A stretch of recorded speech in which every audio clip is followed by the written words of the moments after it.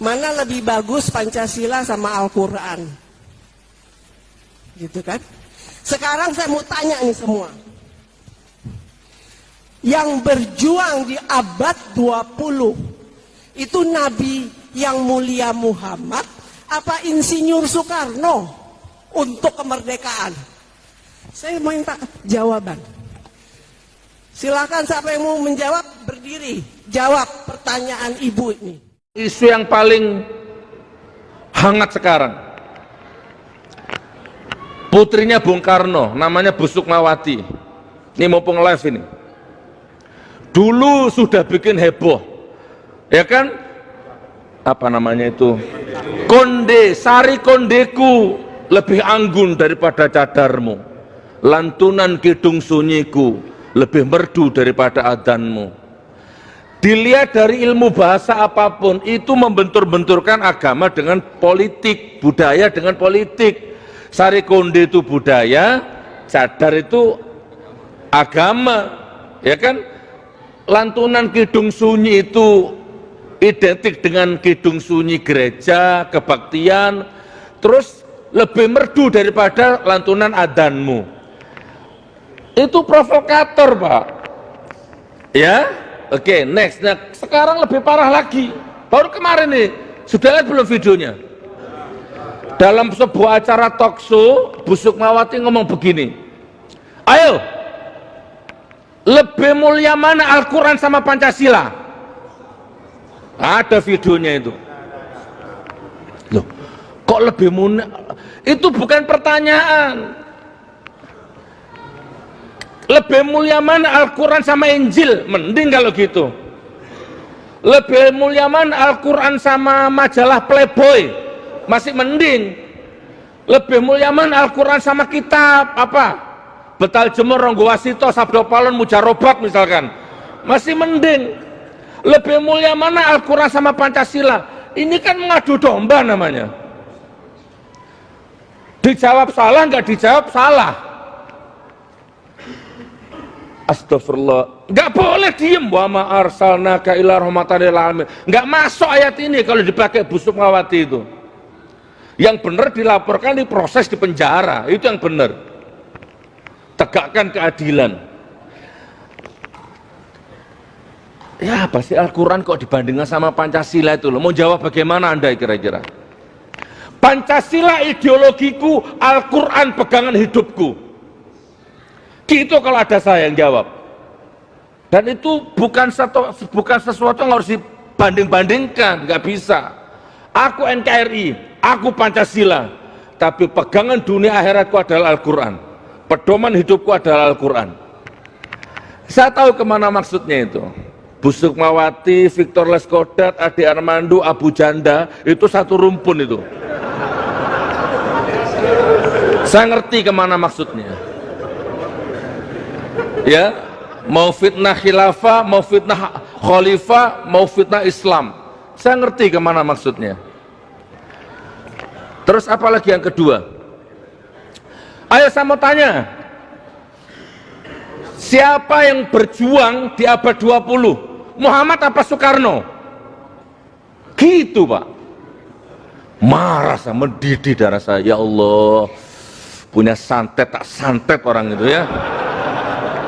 Cuman kan saya nggak punya santet. Siapa yang berjuang abad 20? Muhammad apa Insinyur Soekarno?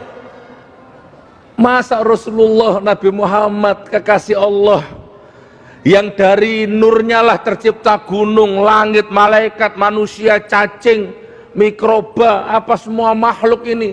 Dari nurnya lah tercipta semua ini, termasuk antum-antum ini. Dibandingkan dengan manusia Presiden Insinyur Soekarno. Nggak nyambung Pak. Nyambung nggak pertanyaannya? Siapa yang berjuang abad 20? Muhammad atau Soekarno? Nyambung nggak? Nabi Muhammad wafat 8 Juni 632 Masehi. Soekarno, Presiden Soekarno wafat kalau nggak salah 12 Juni 1970. Terpaut berapa abad? Ini pertanyaan nggak nyambung ini. Mumpung ada live ini, Sukmawati nonton. Saya balik tanya sama ibu ya, Bu Sukma, kamu anak halal apa anak haram? Ayo.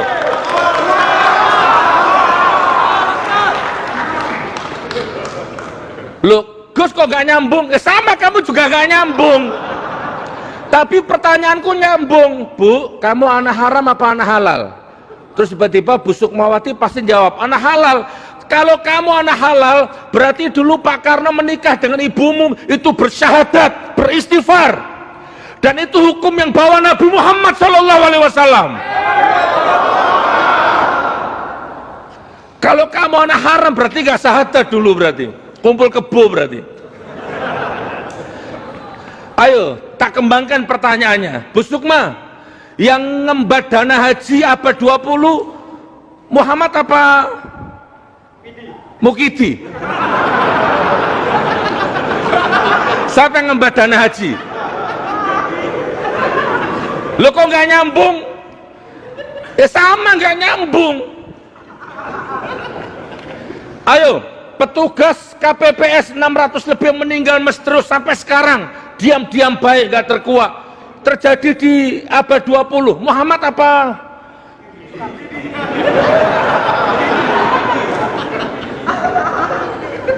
Kalau dikembangkan pertanyaannya, Masya Allah. Dulu Aswendo, siapa Aswendo ya? Majalah apa dulu yang merilis 50 orang terkenal? Tempo ya, saya nggak tahu itu. Ada Roma Irama, Zainuddin MZ, sampai ada di situ Muhammad di situ. Masuk penjara. Masya Allah. Ayo kembangkan lagi pertanyaannya. Apalagi? Yang menaikkan BPJS abad 20 Muhammad apa? Banyak. Yang menyengsarakan rakyat siapa? Ayo abad 20 ini, Muhammad apa Mukidi? Sebentar, kok Mukidi siapa Mukidi ini? Relax. Tenang Pak Mustafa, tenang. Ini amar ma'ruf nahi munkar. Nggak boleh, marah saya. Nggak boleh begitu itu. Bu Sukma sudah tua, sudah uzur ya. Sebentar lagi meninggal. Kalau nggak ngerti syariat, belajarlah.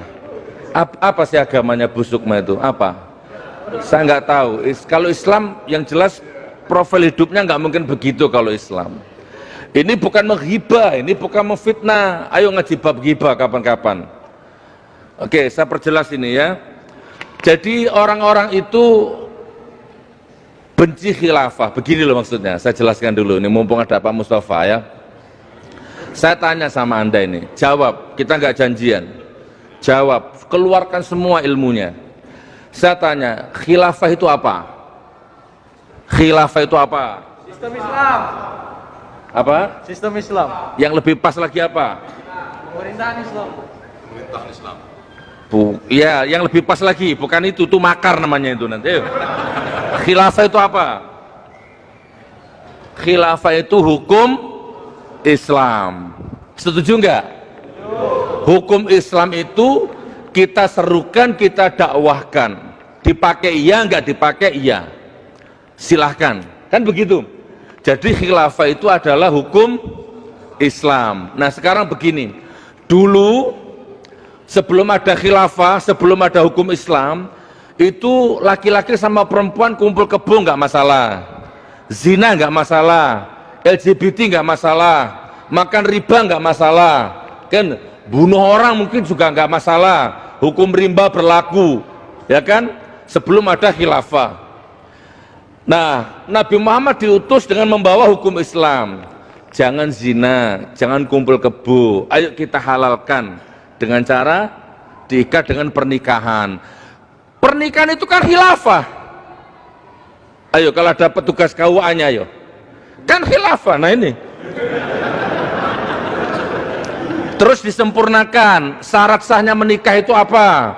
Harus ada mahar, harus ada saksi, harus ada wali bagi yang gadis, wali hakim kalau darurat bagi yang satu janda, harus ada mempelai berduanya, jangan nikah online, harus ada makhluknya ya.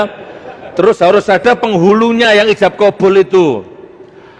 Itu kan khilafah, saudaraku. Di bawah hukum Islam, di bawah khilafah, maka diperjuangkan secara konstitusional, apa itu? Konstitusional, ya. Nanti kayak menyengseng sangsung sangrang. Diperjuangkan di DPR, maka menjadilah undang-undang pernikahan tahun 74 itu. Itu kan khilafah. Menurut hukum Islam tidak boleh makan riba. Kalau makan riba itu dosa yang paling kecil, setara dengan menzinai ibu kandungmu sendiri. Disampaikan kepada penguasa hukum Islam ini, riba ini, ternyata nggak dipakai sama penguasa. Ya kan nggak apa-apa, tugas kita hanya menyampaikan. Bukan berarti anti Pancasila, bukan. Ternyata nggak dipakai, malah semakin ribanya merajalela. Masya Allah, sekarang bayar bunganya saja sudah nggak mampu. Ya rakyat yang jadi menanggung bebannya, semua pada naik harga-harganya.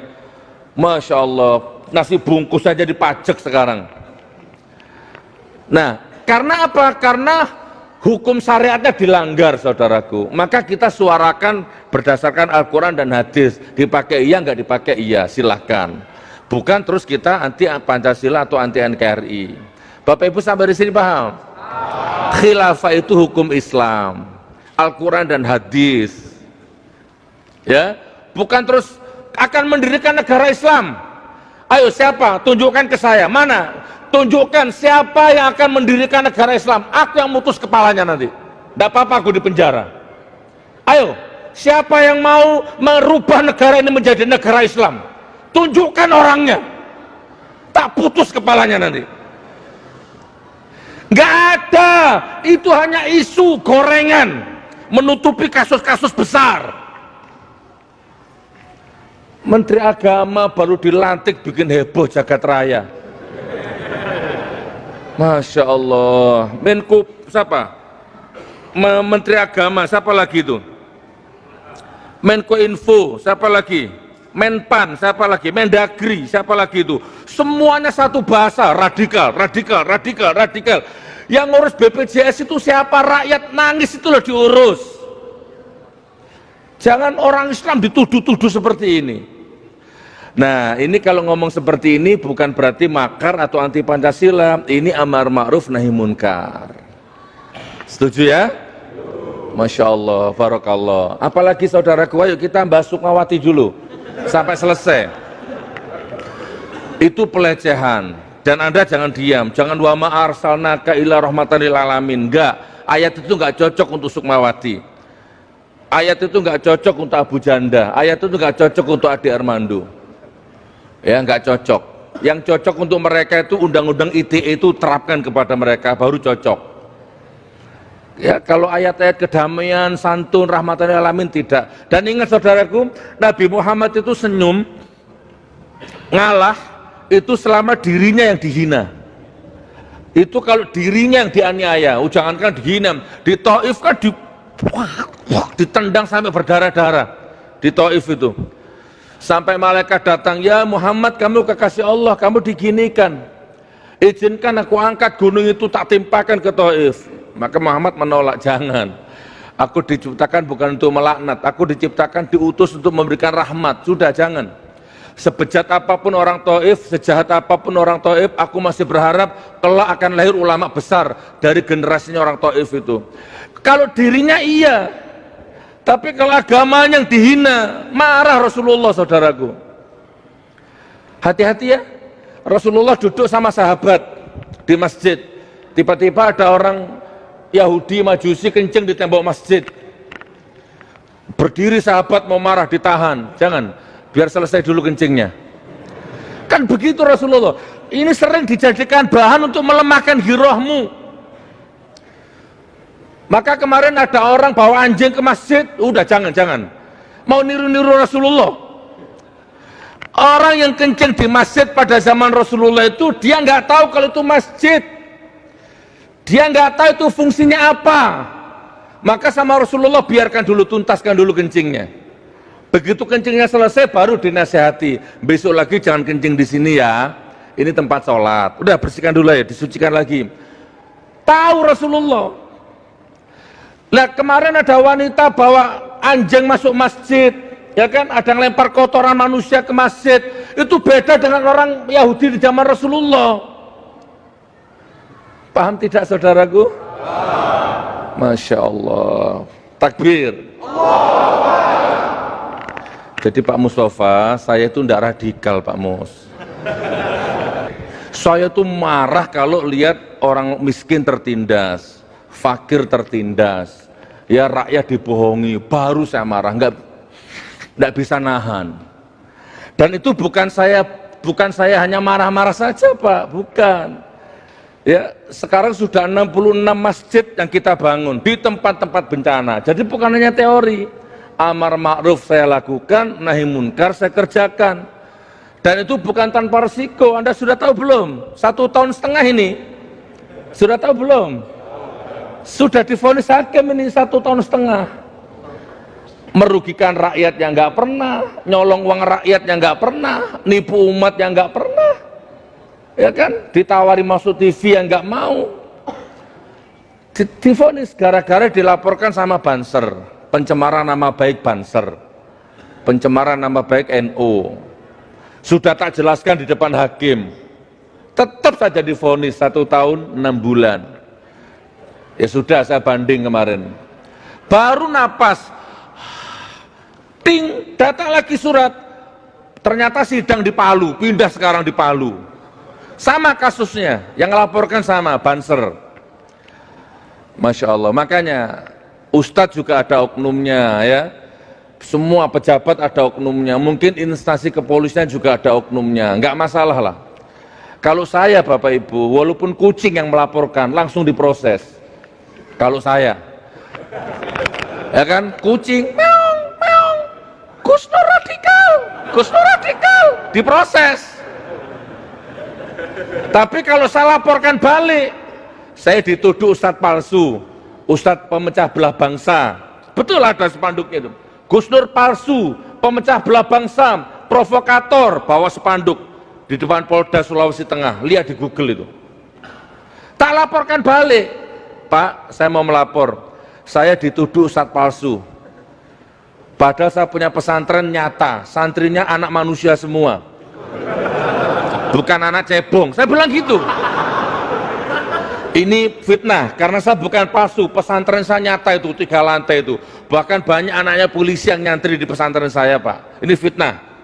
Itu yang pertama. Yang kedua, saya dituduh mecah belah bangsa. Pak, oke, sebelum saya lanjut, saya tanya sama Bapak, bisa nggak tunjukkan bangsa mana belah gara-gara ceramah saya? Nah yang ketiga, saya dituduh provokator. Ini semua harus dibuktikan Pak. Ini laporan saya. Sudah, sampai sekarang tidak ada tindak lanjut. Tapi nggak apa-apa saudaraku, sudahlah kita hidup dan mati bersandar kepada Allah. Allah yang mau memutuskan nanti. Saya akan malu kalau saya di penjara pakai baju urin, diborgol, OTT KPK, itu baru saya malu. Kalau cuman amar ma'ruf nahi munkar saya nggak malu, dan saya siap menjalani itu semua insya Allah.